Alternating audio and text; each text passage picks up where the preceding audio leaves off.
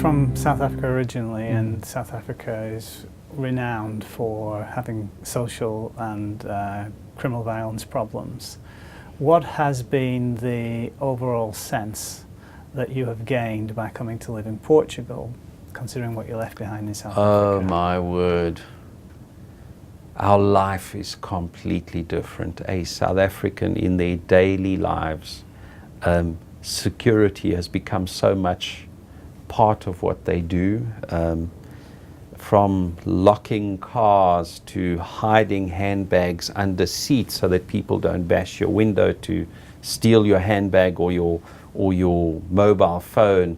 The nervousness when you approach an intersection, the risk that you might be hijacked at certain times of the day.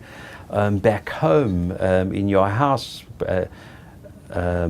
the security that's required just to keep you safe. We've had the Oscar Pistorius case where they spoke a lot about security, but the reality is that many South Africans, most South Africans, live in an environment where security is always an issue. We have, in our own home, we had alarm, we had armed response, we had big dogs, hopefully to protect us, bars, security bars on windows.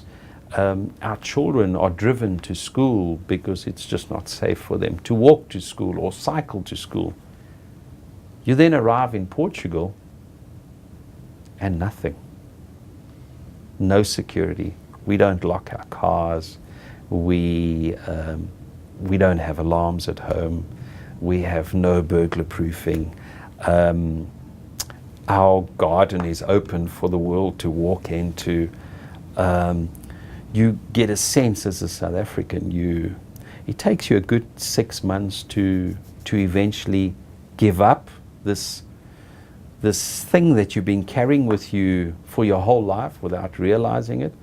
And yes, security for us is not an issue at all. It's such a safe country. In South Africa, having daughters, one's always more protective over your daughters. When they would leave somewhere, we would say to them, send me a message when you leave, send me a message when you arrive, call me before you leave, this kind of thing. You always worry about your children. Today in Portugal, we don't worry at all. The only concern that we do have is that they may have an accident or something, but otherwise from a security perspective, are they going to be attacked? Is their handbag going to be stolen?